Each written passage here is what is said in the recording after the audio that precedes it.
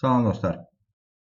Bugünkü dərsimiz JavaScript'in biraz daha detal mövzularından biri olan obyekt yönümlü proqramlaşdırmanın inheritance mövzusudur və bunun JavaScript'də tətbiqini anlamaq üçün necə istifadə olunur, onun istifadə qaydasını göstərəcəyik.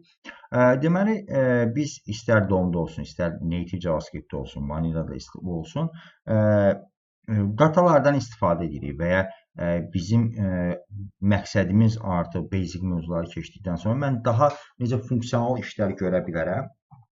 Bunun üçün çalışırıq və burada bizim köməyimizə çatan bəzi xüsusiyyətlər var. Yəni, obyekt yönümlü proqramlaşdırmanın xüsusiyyətlərindən var və bunlardan ən çox istifadə olunanlardan biri inheritance-dır, yəni miras almadır. Miras alma dediyimiz şey nədir? Normal həyatda da gördüyünüz kimi bir obyektin, bir varlığın xüsusiyyətlərinin başqa varlığa daşınmasını təmin etmək. Bu miras alma deməkdir. Bunu JavaScript necə edir? JavaScript bunu iki fərqli formada edir. Və o biri proqramlaşdırma dillərindən JavaScript'in yanaşmasındakı fərqliyi də buradan yaranır. Məsələn, deyək ki, C#-da obyekt yönümlü proqramlaşdırmada miras alma fərqli bir üsulda tətbiq olunur, amma JavaScript'də bu prototypal inheritance deyilən bir variantla tətbiq olunur və bunu biz necə tətbiq edəcəyik və bəsit bir nümunə ilə biz bunun həm teoriyasını, həm də praktikasını burada görmüş olacaq. Birincisi, miras alma dediyimiz şey necə tətbiq olunur? ES6-də. Deməli, mən burada bir dənə human klassı yaradıram və ya belə deyək də shape klassı yaradıram. Shape klassı və bu shape hər hansı bir ya da belə deyək, daha rahat başa düşə bilməyimiz üçün shape klassı yox, biz yaradaq bir dənə student klassı yaradaq və ya developer yaradaq, yəni developer klassı yaradaq. Hansı ki, bundakı məqsədimiz bizim developer create eləmək üçün bir şablon yaratmaqdır və burada mən constructor yazıram. İndi həmdə təkrar eləmək üçün constructor nə işə yarayır sualına cavab olaraq təkrar mahiyyətində deyirəm. Constructor bizim o klassımızdan obyekt yaradan və klass işə düşdüyü zaman, yəni mən burada let obj bərabərdir, student bərabərdir, new developer deyəndə və ya dev deyəndə, developer deyəndə, bu kiçik hərflə böyük hərflə yazmağıma sizi qarışdırmasın. Bunlar fərqli şeylərdir. Bu obyektdir, bu klassdır. Bu obyektdir, bu klassdır. Və mən bunu yazdığım zaman, new keyword'ünü yazdığım zaman avtomatik olaraq bu necə deyirlər, metod işə düşür, constructor metodu işə düşür və bu built-in metoddur. Yəni ki, hazır metoddur. JavaScript tərəfindən bizə verilən hazır metoddur. Bu işə düşür və bu mənim üçün bir obyekt yaradır. Developer obyekti yaradır. Bunu yazdıq və bunun nəticəsində mən burada gəlib buradan baxa bilərəm buna. Deməli, developer obyekti. Və bu mənə nəyi göstərir? Bura diqqət edin, zəhmət olmasa. Mən buradan obyekt yaratdığım zaman burada görünən şey nədir? Deməli, mən bunu açım bir dənə burada. Bu mənə belə bir xəritə göstərir. Yəni, bu obyekt haqqında mənə məlumat verildi. Deyir ki, bunun istehsalçı firması developerdir. Diqqət edirsiniz. Bunun name adında bir property'si var və John bu name adına property'nin dəyəri də John. Okay?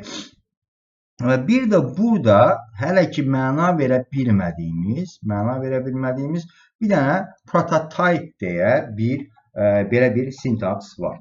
Buna hələ toxunmuruq. Buna birazdan izahat verəcəyik. İndi bu görürsünüz ki, mənim developer obyektim əslində burada developerın göstərilməsi nə deməkdir? Mən hər obyektin hansı tərəfindən, klass tərəfindən yaradıldığını mən burada görə bilirəm. Okay. İndi mən burada deyirəm ki, name olsun, bir də this.surname olsun, bərabərdir surname.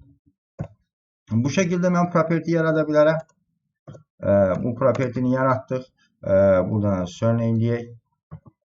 Bunların eyni olma zorunluluğu yoxdur. Bəzən qarışdırılır. Elə bir, yəni buradakı property adı ilə bura verilən parametrlərlə eyni olma zorunluluğu yoxdur.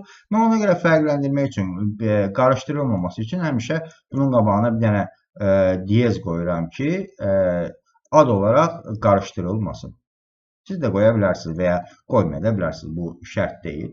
Mən buradan gəldim bunu John Doe diye verdim və burada artıq mən 2 dənə xüsusiyyət vermiş oldum buna. İndi təsəvvür edin ki, mən bir dənə Frontend Developer diye bir klas yaratmaq istəyirəm. Hansı ki, bu Frontend Developer klasından da sadəcə Frontend Developer obyektləri istehsal edəcəm. Bunun üçün də gəlirəm burada bir dənə klas yaradıram. Deyirəm ki, Frontend Developer yanına bir dənə klas yaradıram. Və buradan deyirəm ki, belə bir bunun da konstruktoru var və s. və s. Burada da gəlirəm buna bir dənə əlavə xüsusiyyət verirəm. Deyirəm ki, language, hansı language-dən, hansı proqramlaşdırma dilindən istifadə edirsə, onu da bura qeyd edirəm. İndi təsəvvür edin ki, bununla, bunu qoyaq qırağa. Baxın, burada da mən müəyyən kodlar yazmışam, burada da müəyyən kodlar yazmışam. Burada mən bilirəm ki, hər front-end developer əslində bir developerdir. Sadəcə onun əlavə xüsusiyyətləri var. Nə ki, istifadə etdiyi dil olaraq, istifadə etdiyi texnologiya olaraq və s. fərqləri var. Dolayısıyla, burada ikisində ortaq fikir verirsiniz. Name, surname ikisində ortaqdır. Eləmi? Və mən burada belə bir xüsusiyyət deyirəm. Deyirəm ki, mən burada kod təkrarına yol verməyim və bu klas olduğu üçün və OOP mənə icazə verir ki, OOP deyir ki, əgər burada olan xüsusiyyətlərin burada daşınmasını istəyirsənsə, belə elə. Extend yaz, extend developer. Okay. Bunu belə yaz. Ondan sonra bu nə edir avtomatik olaraq? Bu nə edir? Deyir ki, burada name, surname. Bunun 3 dənə xüsusiyyəti var. Belə sintaksdan mən belə başa düşürəm ki, belə başa düşmək lazımdır ki, bu deyir ki, zəhmət olmasa get developer klasından name, surname xüsusiyyətini al, ötür bu klasa. Frontend Developer klasına və ona əlavə olaraq bir dənə Skills adında property də əlavə edə. Bura super də yaza bilərsiniz, super də yaza bilərsiniz və ya bura belə də yaza bilərsiniz. Developer nöqtə constructor və s. də yaza bilərsiniz. Amma super yazılması bunun daha shorthandidir, daha rahat yaza bilirsiniz bu şəkildə. Bu avtomatik olaraq diqqət edin. Mən indi gəldim buradan let frontend developer desəm, let dev bərabərdir new frontend developer desəm, bunu verdi bu şəkildə mən yazdım. Eləmi? Belə bir skills deyə bir şey ötürdüm, parametre ötürdüm bura. İndi gedək baxaq. Normalda bunun içərisində mən diqqət edin, name, surname adında property təyin eləməmişim, diqqət edirsinizsə. Gedək amma indi bura baxaq. Dev desəm, baxaq. Dev. Burada diqqət edin, avtomatik olaraq mən burada qeyd eləməsəm belə, name, surname adında property qeyd eləməsəm belə, mən burada onun nəticəsini görə bilərəm. Fikir verin, name property, surname property, bir də skills property. Gördüm. Və burada artıq bir məna şeydə bax, bu prototype sözünə artıq mən yavaş-yavaş bir məna verməyə başlayacağım. Bu deyir ki, sənin bu obyektin, dev obyekti Frontend Developer klasından törəmədir, ondan istehsal olunub və o klas da burada nədən miras alıb? Developer adında klasdan miras alıb. Yəni, bunun xüsusiyyətlərini özündə daşıyır. Bu, mənim üçün sabah, necə deyərlər, buradakı xüsusiyyətləri alıb, məsələn, bundan da bir dənə miras ala bilərəm. Deyə bilərəm ki, class UI Developer deyə bilərəm. UI Developer deyə bilərəm. Developer. Extend, yəni miras alsın. Hardan? Frontend Developer'dan. Və bu avtomatik mən deyirəm ki, bu da getsin Frontend Developer'dan miras alsın. Avtomatik bu nəyə alacaq? Name, surname və skills propertisini avtomatik olaraq buradan miras alacaq və onun üzərinə yeni bir dənə xüsusiyyət əlavə eləmiş olacaq. Yəni, dolayısıyla artıq mənim buradan gəlib let UI dev yaratsam burada və desəm ki, new UI developer yazsam, bu mənə nəyi verəcək? Bu mənə deyəcək ki, bu artıq mənim üçün buradakı dev gələk bura. Bu artıq mənim üçün neçə dənə xüsusiyyət daşımış olacaq? Mənim üçün 1, 2, 3, 4 dənə xüsusiyyət daşımış olacaq. Bu mənə nə təmin edir? Bu şəkildə yanaşma. Bura diqqət edirsiniz. Bu nədən miras alıb? Frontend Developer'dan. Və mən gəlib Frontend Developer'a baxsam, bu da Bunu da buradan yazsam. Bu da gedib şey deyəcək. Bunu da göstərir ki, bax deyir ki, bu front-end developer. Bu da gedib hardan miras alır? Developer klassından miras alıb. Bu developer klası da gedib object klassından miras alıb. Yəni burada görürsünüz ki, bir hiyerarxiya var. Yəni işin başında duran JavaScript-də obyekt adında bir klassdır. Obyekt klasıdır ki, bizim JavaScript-də istifadə elədiyimiz məlumatları saxlamaq üçün istifadə edildiğimiz bütün xüsusiyyətlərin altında, bütün texnologiyanın altında yatan bu obyekt klasıdır. Və dolayısıyla mən burada hər hansı bir boş bir obyekt yaradanda da gəldik bura. Məsələn, mən burada bir dənə obyekt yaradım. Bunları qoyum qırağa. Sadəcə deyim ki, boş bir dənə obyekt yarattım. Bu sintaktik olarak mən bu şəkildə bir obyekt yarada bilirəm. Və gəlib burada mən buna baxdığım zaman bunun şeyinə baxın. Deməli ki, bu da bir şeydir, obyektdir. Nədən miras alıb? Artıq obyekt adında klassdır. Və bu obyekt adında klassın daxilində, buradan baxsa, obyekt adında klassın daxilində gələk bir dənə obyekt klassına JavaScript obyekt. Və bu obyekt klası JavaScript tərəfindən bizim üçün hazırlanmış hazır metodlardan ibarətdir. Fikir verin. Hazır metodlardan ibarətdir. Biz bunlardan daha sonralar, daha biraz daha irəli səviyyədə istifadə edəndə bunlardan istifadə edəcəyik. İndi bəs deyək ki, mən bundan istifadə elədim. Yəni bunu quraşdırmaq üçün mən bundan istifadə. Bunu necə düşünə bilərsiniz? Deyə bilərsiniz ki, mən bunu application yazanda bundan necə istifadə edə bilərəm mən? Mənim nəyimə lazım ola bilər? İndi burada məsələn deyək ki, mən burada istifadə edirəm. Burada sadəcə propertilər yazmışam. Bir də yadınızdan çıxmaması üçün bunu belə də eləyə bilərsiniz. Məsələn, burada yazmadan gəlib burada name, vergül, surname adına property təyin edə bilərsiniz. Burada belə name, surname adına property təyin edə bilərsiniz. Və ondan sonra burada gəlib name bərabərdir, alt-name ilə yaza bilərsiniz. Buna da bu şəkildə burada propertyləri yaza bilərsiniz. Ondan sonra və burada mən artıq nə yaza bilərəm, biraz geri gedək. Bu qalsın burada. Belə yazmaq daha rahatdır.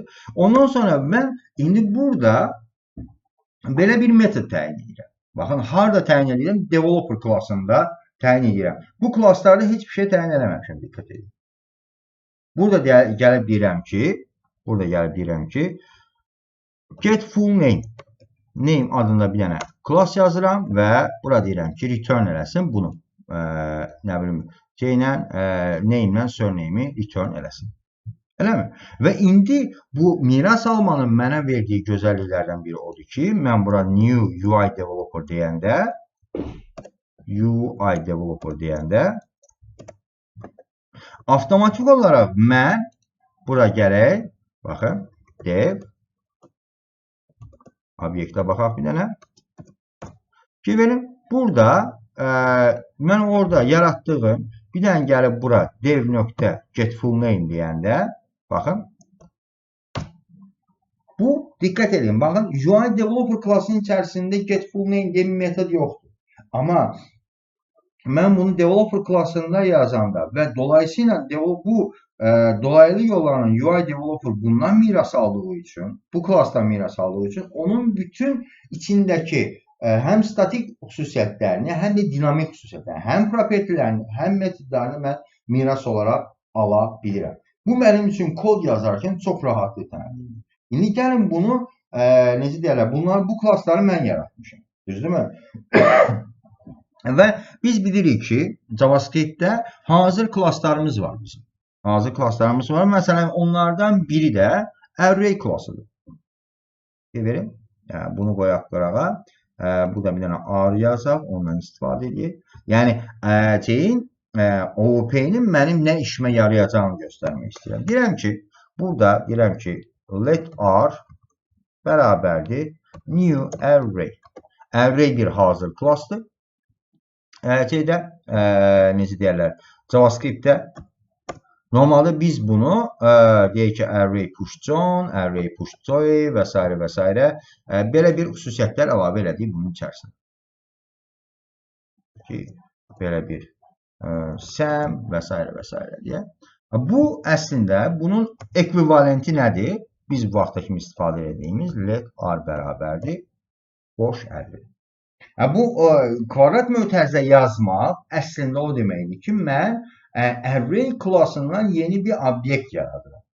Hətta bunun tipinə də baxsaq, mən gəlsəm bura, burada desəm ki, type of r, baxın bu mənə nə verəcək? Burada nə verdim? Bunu r bura qoşmamışam. Bunu r-ı qoşum bura. Nəticəsini görə bilək. Mən bura deyirəm ki, type of r. Bu mənə nə verib ki, obyekt olaraq verdi. Bunun tipinə obyekt olaraq verdi. Deməli ki, mənim burada array, yaradılan hər array'in əslində bir obyekt olduğunu mən görürəm. Və indi gələk bura. R nöqtə qoyduğum zaman, burada fikir verin, array metodlarını mən burada görürəm. Array'in hazır metodlarını. Yəni, bunlardan istifadə eləmişik. Concat istifadə eləmişik. Deyək ki, push istifadə eləyə bilərsiniz. Pop istifadə eləyə bilərsiniz və s. və s. Bunlar JavaScript tərəfindən hazır yazılmış metodlar. İndi bəs, mən bu metodlara, array'in metodlarına özüm nəsə əlavə eləmək istəsəm, yeni bir metod əlavə eləmək istəsəm, məsələn, istəyirəm ki, elə bir metod olsun ki, misal üçün, o metod vasitəsilə, məsələn, array'in birinci elementini və ya ikinci elementini verən bir metod olsun. Normalda mən burada birinci elementi tapmaq üçün nə edirəm? Gəlirəm, 0 deyə bir şey yazıram bura. Sintaks yazıram. Bu mənə array'in birinci elementini verir. Bu şəkildə. Amma, məsələn, r.push deyirəm. Eləmi? r.push, məsələn, Məmməd. Eləmi? Bu r.push metodu nə edir? Mənim array'imin ən sonuna bu Məmməd ifadəsini əlavə edir. Və ondan sonra mən buradan baxanda bunu görürsünüz ki, Məmmədə hara əlavə elədik? Bura əlavə elədik. Yəni, push metodunun xüsusiyyəti budur. Mən məsələn istəyirəm ki, elə bir metod olsun ki, array'lər üçün, istifadə etdiyim array'lər üçün elə bir metod olsun ki, bu metod sayəsində mən array'in ikinci elementini tapa bilim. Birinci elementi ilə sonuncu elementinin toplamını tapa bilim. Deyək ki, birləşdirilməsini tapır. Çox bəsit bir nümunədir. Dolayısıyla mən indi nə etməliyəm? Bunun içərisində, array'in içərisində hazır metodlar var. Mən burada miras almadan istifadə edəcəm. Deyəcəm ki, baxın, təzə bir dənə klass yaradacam. Burada gələcəm. Bunu silirəm, hələ ki, buna lazım deyil. Gəlirəm, deyirəm ki, class my custom array extends. Deyirəm ki, array'dən miras alsın. Array klassından miras alsın. Və bunun üçün də deyirəm ki, onun içərisində nə qədər şey varsa, parametr varsa, constructor və burada da mənim o array'in bütün parametrlərini qəbul edir. .args nə idi diqqət elədirsə, bu mənə nəyi verirdi? Mən ora vergüllə nə qədər parametr daxil edirəmsə, onları mən buradan .args-dan götürə bilirəm. Əgər bu yadınızdan çıxıbsa, .args-i zəhmət olmasa araşdırın. Bunu elədim. Burada mən extend nə eləmiş oldum? Array'də olan bütün xüsusiyyətləri. İndi gəlirəm bura, baxın. Burada gəldim, let r bərabərdir new custom array. Baxın, bu şəkildə. Bu avtomatik olaraq mənim üçün nə yaradacaq? Gələk baxaq. R. Baxın. Belə bir array yaratdı. Və mən burada bütün array'in bütün metodlarını istifadə edə bilirəm. Diqqət edirsinizsə. Push istifadə edirəm. Ondan sonra deməli 45 istifadə edirəm. Bu şəkildə mən istifadə edə bilirəm. Yəni, bunu tətbiq edə bilirəm. İndi bəs mən bu hazır metodlar var. Push var, pop var və s. var. Bəs mən özüm əlavə bir metod əlavə eləmək istəsəm. Misal üçün, demək istəyirəm ki, find deyək ki, first and last sum. Eləmi? Və burada deyəcəm ki, yəni birinci elementlə sonuncu elementin toplamını tapmaq istəyirəm. Burada deyirəm ki, buradan zəhmət olmasa hansı ərreydirsə onun sıfırıncı indeksini götür, bir də sonuncu indeksini götür. Bu nə edir? Birinci indeksi bu tapır, sıfır indeksini, bu da sonuncu indeksi tapır. Və bunları mən avtomatik istifadə edəndə indi gəlin bunu yoxlayaq. Fikir verin. Gələk bura. Deyirəm ki, r.find. Baxın, avtomatik olaraq mən buna yeni bir metod əlavə eləmiş oldum. Fikir verin, bu mənim üçün bunu tapmış oldum. Yəni mən var olan bir JavaScript-in daxilində var olan bir ərrəyə özümə lazım olan xüsusiyyətləri əlavə edə bilirəm. Lazım olan xüsusiyyətləri əlavə edə bilirəm və ondan istifadə edə bilirəm. Yəni bu mənim JavaScript-də OOP-nin inheritance xüsusiyyətini istifadə eləməyin mənə gətirdiyi faydalardan biridir. Adamlar hazır metodlar yazırlar, amma əksi idi. Mən ondan üzərinə nələrsə əlavə edirəm. Bunu belə edə bilərik. Bu birinci variant. Bu şəkildə əlavə edə bilərik. Ondan sonra ikinci bir variantda da belə bir şey əlavə edə bilərik. Deməli, mən bunu bu birinci yazılma şəkli ES6 ilə, yəni ECMAScript 6 versiyasında mən bunu belə yaza bilirəm. Amma bunun əvəzinə başqa cürdə yaza bilərəm. Eyni metodu belə də yaza bilərəm. Gəlirəm bura. Deyirəm ki, burada yaradıram bir dənə burada. Eləmi? Və burada bir dənə metod yazıram. Deyirəm ki, custom array belə bir şey yaradıram. Deyirəm ki, custom array. Hətta belə bir bunu yazmayayım. Bunu sileyim məsələn. Bunu sileyim burada. Və bunu yarattım məsələn. Obyekt yarattım bir dənə. Let r bərabərdir. New custom array bunu yarattım. İndi buna mən yeni bir dənə metod əlavə etmək istəyirəm. Fərqli üsulla. Bunu əlavə etmək üçün deyirəm ki, r.prototype find first and last sum bərabərdir function və bunun içərisində bunu yazıram. Bakın orada bunun içərisində yazdığımın eyni qaydasını burada da yaza bilərəm. Bu prototype nə deməkdir? Bayaqlar gördüyüm ki, bu nə deməkdir? Bunun tərcüməsi nədir? Deyir ki, bu obyektin R obyektinin istehsal olunduğu klasın istehsal olunduğu klasa, yəni custom array klasına, yəni bu obyekt nədən törüyübsə, ona zəhmət olmasa bu metodu əlavə edin. Bu sadəcə sintaktik fərqdir.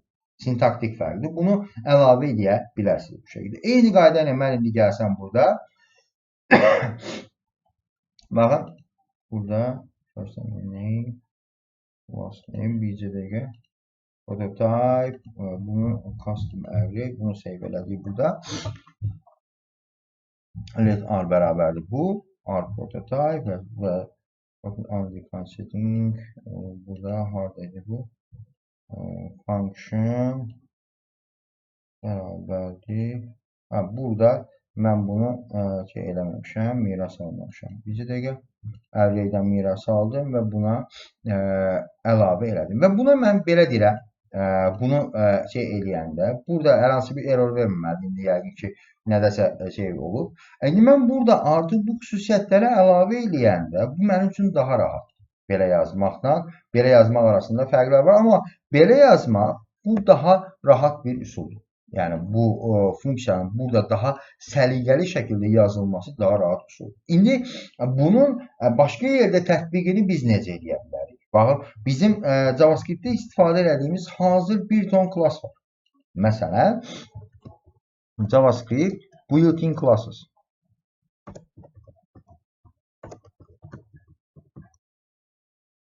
Eləmi? JavaScript built-in classes deyək. Hazır klasslardan, məsələn, JavaScript-də istifadə etdiyimiz, məsələn, document klassı var. Ondan sonra HTML document deyək, HTML element klassı var. HTML element klassı. Buna baxaq. Və HTML element klassını biz keçən dərsdə dedik ki, bunun vəzifəsi nədir? Bizim üçün HTML elementləri generate eləməkdir. Və burada mən hər hansı bir HTML elementinin içərisinə, baxın, gəldim burada bir dənə HTML elementi yaratdım, eləmi? Gələk bura, bunu saxlayıram hələ ki. Deyirəm ki, deyirəm ki, document let element bərabərdir document create element nə məsələn h1. Ondan sonra bunu da nə edirəm? Deyirəm ki, element hello world dedim. Ondan sonra document body'yə də bunu əlavə elədim. Eləmi? Bu mənim üçün belə bir görüntü yaradacaq. Hello world'ü gətirib atacaq. İndi gəlin buna bir dənə baxaq. Elm obyektinə baxaq. Bu mənim üçün belə bir obyekt yaratdı. Düzdürmü? İndi gəlin bunun hansı klassdan törədiyinə baxaq. Bunun konstruktoruna baxaq. Yəni bunu nə istehsal edir ona baxaq. Baxın. HTML heading element. Və HTML heading element də gələk bunu da analiz edək. Artıq burada daha bizə məntiqli gələcək. Bu klasa baxdığımız zaman bunu buradan açaq. Burada görürsünüz ki, deyir ki, HTML heading element klası HTML element klasından miras alır, fikir verin. Yəni bu nə deməkdir? HTML element klasında olan bütün xüsusiyyətləri mən burada istifadə edə bilərəm. Məsələn, nə var burada? Deyək ki, inner HTML var, eləmi? Mən burada gəlib deyə bilərəm ki, inner HTML inner HTML bərabərdir salam dünya. Bunu bu şəkildə verdik. Düzdürmü? Bu mənim üçün bunu eləyəcək. İndi artıq bu mənə icazə verir ki,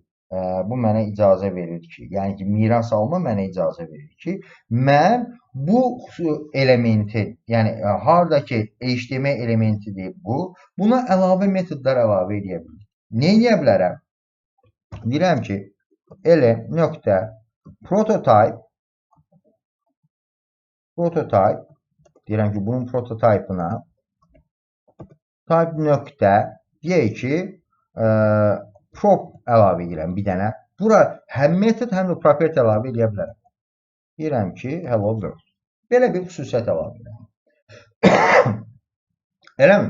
Və ya bura deyə bilərəm ki, find tag name. Mən istəyirəm ki, bu elementin hansı taginin adının nə olduğunu mən görmək istəyirəm. Misal üçün. Eləmi? Və burada deyirəm ki, gəlirəm bura. Burada function yazıram. Deyirəm ki, function. Bura deyirəm ki, bunu bir dənə qoyaq. Və burada deyirəm ki, bu tag name-ə ehtiyac yoxdur. Deyirəm ki, mənə lazımdır ki, bunu mənə göstərsin. Get elementin tag name-ini mənə göstərsin. Yəni, bu elementin hansı element olduğunu mənə göstərsin. Məsələn, mən bunu yazdığım zaman avtomatik olaraq bu mənim üçün o elementin tag name-ini tapacaq. Burada, hətta belə deyək, bunun üçün biz təzə bir dənə şey də yarada bilərik. Deyə bilərik ki, məsələn, class custom element extends deyirəm ki, HTML element. Okay? Və buna deyirəm ki, mən elə bir class yaradıram ki, bundan xüsusi metodlar əlavə edəcəm. Məsələn, nə istəyirəm?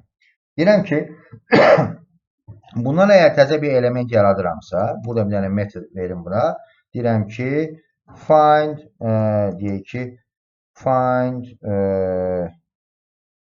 text length deyirəm. Eləmi?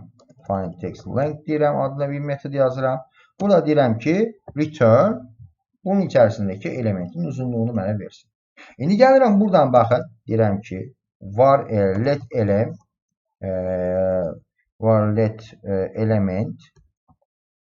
bərabərdir new custom element deyirəm. New custom element deyirəm. Bundan bir dənə yaradıram. Və bura deyirəm ki, belə bir h1 olsun. Ondan sonra deyirəm ki, append child bunu da bura əlavə edirəm. Bu şəkildə. Bu gələcək mənə, necə deyərlər, bunu verəcək burada. İndi burada şey eləmədiyi üçün mən burada avtomatik olaraq bunu mən burada göstərmiş olacam. İndi bu mənə artıq xüsusiyyət verir ki, rahatlıq verir ki, mən rahatlıqla istədiyim elementi, istədiyim xüsusiyyəti tətbiq eləyə bilim. Və bundan əlavə də indi mən diqqət edirsə, klasslar üzərində nəsə iş görməyə başladım. Eləmi? Klassların miras almasından danışdım və s. Bir də qarşılaşa biləcəyiniz bir dənə xüsusiyyət var. Məsələn, mən buradan let obj bərabərdir. Belə bir obyekt yaratsam, deyək ki, belə bir obyekt yaratdım və burada belə bir xüsusiyyət var obyektlərdə. Fikir verin, gəldim obj dedim. Və bunun içərisinə gələndə, obyektin içərisinə gələndə, bunu açanda, burada ən aşağıda görə biləcəyiniz, hətta belə deyək, buradan bir dənə xüsusi. Bunun hidden olan, yəni hər obyektdə, hər JavaScript'in daxilində proto adında bir dənə xüsusi property var. Bu şəkildə. Bu əslində o istənilən obyektin, JavaScript obyektin daxilində olan və tipi obyekt olan bir dənə xüsusiyyət. Mən bunu istədiyimi verə bilərəm. Məsələn, mən burada desəm ki, deyirəm ki, object.proto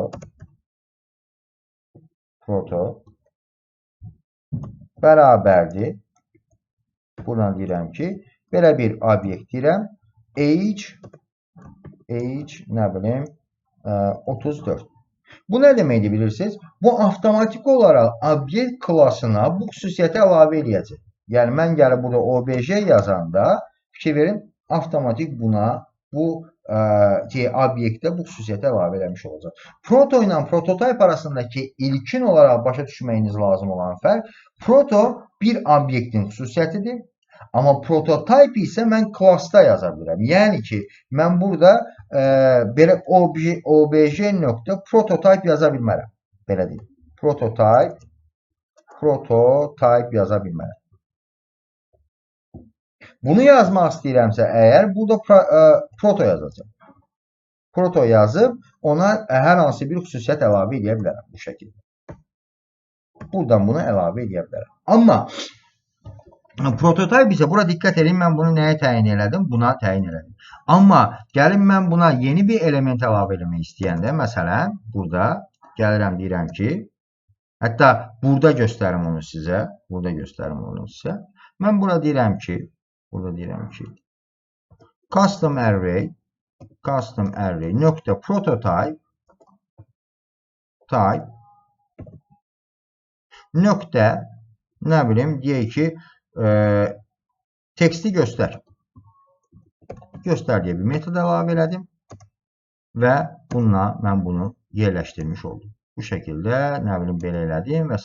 Hətta burada bir dənə return edək, sadəcə deyək ki, return this nöqtə inner HTML. Bunun içərisində belə bir metod yazdım. Bu avtomatik olaraq prototype diqqət edirsə hara tətbiq olundu, klasa tətbiq olundu, amma proto isə nəyə tətbiq olundu? Obyektə tətbiq olundu. Bunların artıq yavaş-yavaş biz istifadəsini elədikcə öz şeylərimizdə, necə deyərlər, tətbiq elədiyimiz, istifadə elədiyimiz domda bunu tətbiq elədiyimiz zaman ortaya maraqlı şeylər çıxacaq. İndi gəlin bunu əyani şəkildə bir dənə tətbiqini eləyək və bu dərsi yekunlaşdıraq. Məsələn, məndə istənilən HTML elementində, məsələn, inner HTML deyə bir xüsusiyyət var, düzdürmü? Mən indi onu dəyişdirmək istəyirəm. Yəni, elə istəyirəm ki, elə bir metod olsun ki, mən istənilən elementə o metodu tətbiq eləyə bilim və o da o işi görsün. Deyirəm ki, burada HTML element nöqtə prototype, baxın, burada deyirəm ki, change bg color deyə bir funksiya yazıram və burada deyirəm ki, mən bura hansı rəngi yazıramsa, color, mən indi elementə əgər rəng vermək istəyirəmsə, deyirəm ki, this style background color, style verməyək, bildiyimiz metodlarına set attribute deyək, style background color. Bu avtomatik indi nə edəcək? Burada gəlin mən bir neçədən element seçim, element yazım, məsələn H1, deyək ki, hello world olsun. Ondan sonra burada mənim bir dənə başqa p elementim olsun. Lorem olsun. Bunu yazdım. 2 dənə fərqli element. İndi mən bu elementlərdə o yazdığım metodu istifadə etmək istəyirəm. Deyirəm ki, document query selector hansı h1 bu mənə bunu verdi. Eləmi? İndi mən bunun arxa planını dəyişdirmək üçün yazdığım metoda baxın. Nə yazmışam metod olaraq? Change bg color. Bu normalda mənim o hazır metodlarımın içərisində yoxdur. Baxın.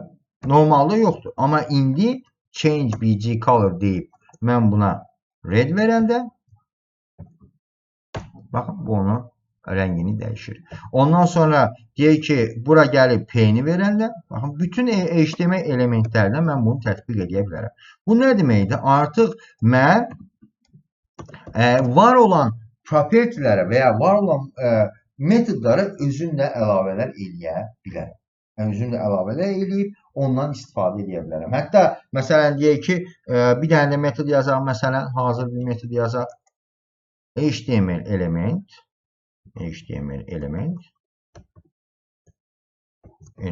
nokta prototype nokta find tag name.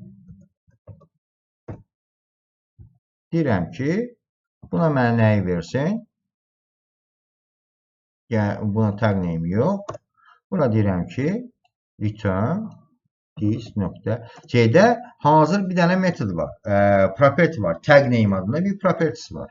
Mən burada deyirəm ki, bu elementin tag name'ini tap. Hansı tag name'si? Gəlirəm indi bura. Baxın.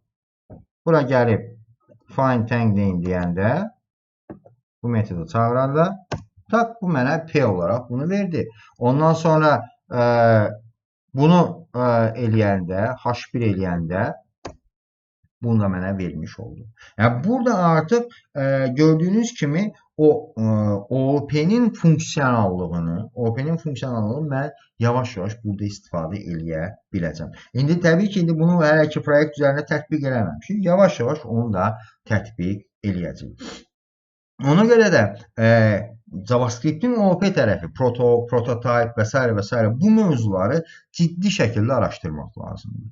Yəni, zamanla tətbiq elədikcə və özünüzdə həmişə bir alışqanlıq yaradın ki, mən burada hər hansı bir xüsusiyyət verəndə, yəni bunun nə olduğunu özümə analiz eləyə bilməliyəm. Məntiqini bilməliyəm, məntiqini başa düşməliyəm ki, məsələn, bu metodda yavaş-yavaş bu metodların nə işə yaradığını, has on property, local string to string, value of və s. bunların hamısının xüsusiyyətlərini biz yavaş-yavaş öyrənəcəyik ki, qarşımıza çıxan bütün problemlərsə onları məntiqli şəkildə həll edə bilək. Okey? Belə, bugünlük bu qədər. Növbəti dərsdə görüşənə qədər.